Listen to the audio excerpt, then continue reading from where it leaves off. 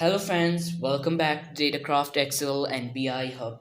Today in this video we are going to discuss two functions which are very helpful while creating a date table for time-based analysis.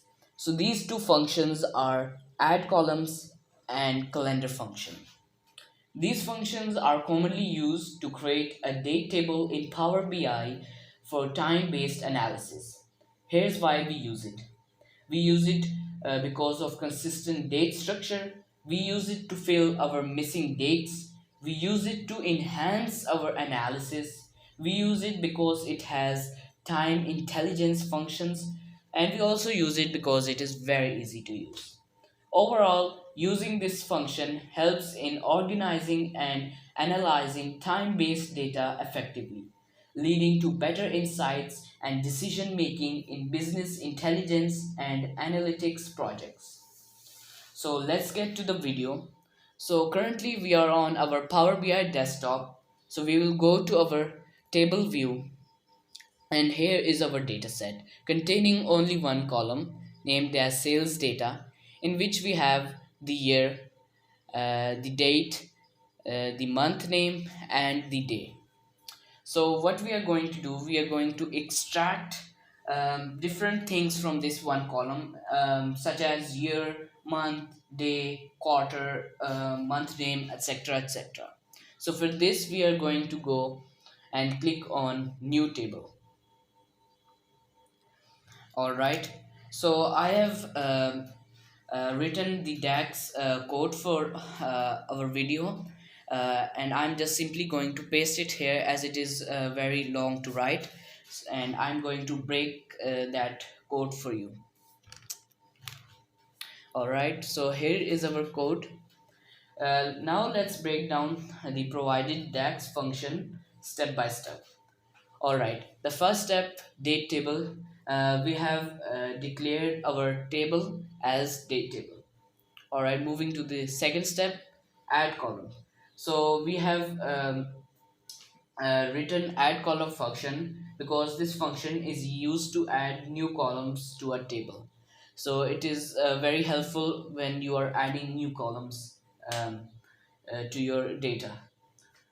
Then on our third step, we have used our calendar function as because this function generates a table with a single column of dates. It takes two arguments, the start date and the end date. Then in our fourth step, we have used the minimum function. Um, why we have used our minimum function? Because it retrieves the minimum date uh, value from our sales date column of the table. So it will take the minimum date value from our sales date column. Then the max function here does the opposite. It retrieves the maximum date value from the sales date column of the table. So inside the calendar function, we specify the start and end dates using the minimum and maximum functions, uh, maximum dates from the sales date column. After generating the calendar table, the add columns function is used to add additional columns to our table. Alright, moving to our seventh step. Um, this step here creates a new column named as year, containing the year extracted from each date in the calendar table. Now moving to our eighth step. This step creates a new column named as month, containing the month extracted from each date in the calendar table.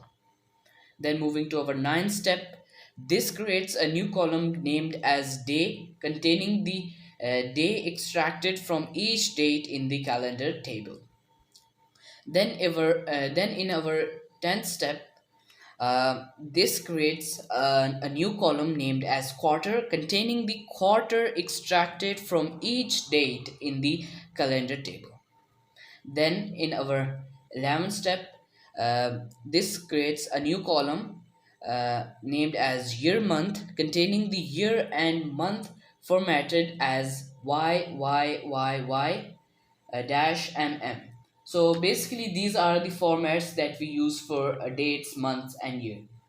So basically if we write 2 m's for our months, it is basically going to write the month number. But if we write 4 m's, it will give us the full name of the month. And same goes for the year and date, etc.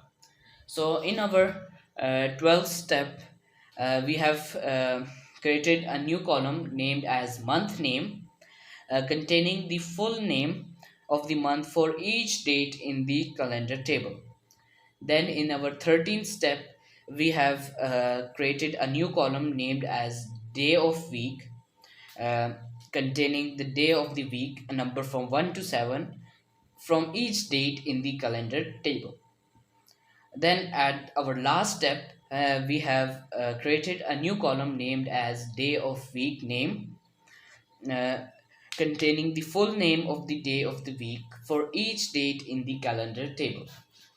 Alright, so I hope you have understood the whole code, that DAX code that I've written here. So I'm going to press enter. Alright, our new columns has been generated.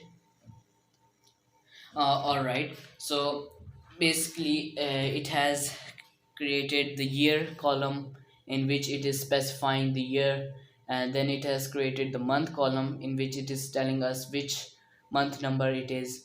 Then it is created us our day column in which it is telling us which day number it is, and same goes for all of the other columns. All right. So basically, this is the end of the video. So this DAX functions generates a date table containing a range of dates derived from the sales date uh, column in our table.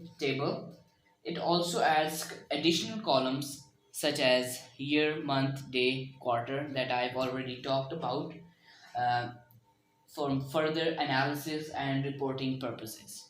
So I hope you have understood the concept behind these two very powerful functions, and also don't forget to practice it 2 to 3 times that you understand it thoroughly. So I hope that you guys have enjoyed the video.